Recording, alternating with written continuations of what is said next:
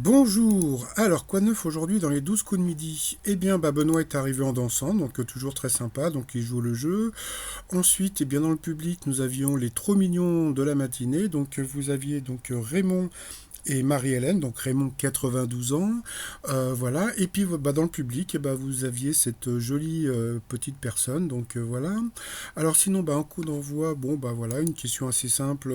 Bon, si on est un peu cinéphile pour Benoît, donc après Marius et Fanny, quel est le titre du troisième volet de la trilogie marseillaise? Donc bien sûr, c'était César. Ensuite, vous aviez donc Alexia d'Aix-en-Provence qui est arrivée en dansant. Vous aviez aussi Jean-Baptiste de Lille et vous aviez aussi Mathieu. Alors, oui, attendez. Jean-Baptiste de Lille, ça m'a trop fait rire. Puisque, vous savez qu'en général, Z, quand les candidats arrivent, donc bon, voilà, elle présente, je vous présente un tel, un, etc. Bon. Et quand elle a présenté donc Jean-Baptiste, elle a dit oui, Jean-Baptiste, hypochondriaque, il se lave les mains 300 fois par jour, et comment dire, il ne met pas la main sur les poignets. Et là, qu'est-ce qu'il fait là? Et ben là, comment dire, il vient de prendre la main de Jean-Luc Reichmann, donc on ne sait pas où elle a traîné sa main. Donc Jean-Baptiste, ça trouve, il a eu une maladie à cause de Jean-Luc Reichmann. Bon, passons. Après, donc, vous aviez donc Mathieu de Bordeaux. Ensuite, Alexia donc d'Aix, vous trouvez pas qu'elle ressemble à quelqu'un? Moi j'ai trouvé à qui elle ressemble. Elle ressemble, je trouve, à Marlène Schiappa. Donc voilà, donc elle a eu cette question assez rigolote. Quelle mésaventure est arrivée à un client chinois après qu'il a montré à son coiffeur une vidéo du modèle de sa coupe?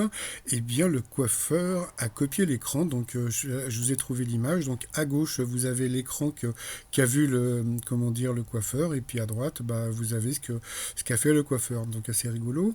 Ensuite, eh bien, Jean-Baptiste a eu cette question: quels produits vendus par Pâques les Belges viennent-ils de plus en plus acheter en France? Eh ben, l'eau minérale. Oh là là, les voleurs. Ensuite, comment est mort le seul membre des Beach Boys qui savait surfer, donc il est mort noyé. Donc voilà, donc le t-shirt, attention au jeu de mots, hein. Ça c'est le Shadok et les Bee Gees. Donc voilà. Ensuite, Marlène Schiappa a été prise en duel. Alors, quelle ville est célèbre pour sa place Saint-Marc, etc. Donc, voilà, c'était Venise. Ensuite, Benoît a eu la surprise d'avoir un message d'Élodie Frégé, donc assez sympathique. Voilà, donc il était assez ému parce qu'il l'aime beaucoup, et c'est vrai que c'est une personne assez atypique, quoi, aussi bien Benoît qu'Élodie Frégé. Ensuite, Marlène Schiappa a été encore reprise en duel. Qui incarne le docteur House? Donc voilà, c'était Hugh Laurie, donc assez facile. Par contre, après, donc comment dire, en coup fatal, comme d'habitude, hein, elle n'a pas fait long feu. Voilà.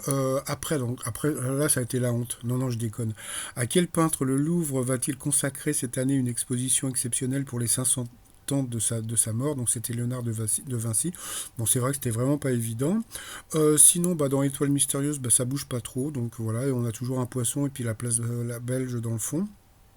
Et puis donc, hier, j'ai dit que ça pouvait être Tatiana Silva, mais bon, pour moi, ça me paraît un peu simple.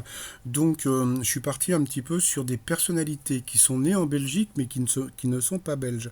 Et donc, là, vous avez donc Tony Parker, qui est né en Belgique et qui n'est pas belge. Vous avez aussi Audrey Hepburn, qui est née en Belgique et qui n'est pas belge. Et vous aviez aussi Brian Molko, le chanteur de je ne sais plus quel groupe, qui, pareil, est né en Belgique et qui n'est pas belge. Donc, voilà.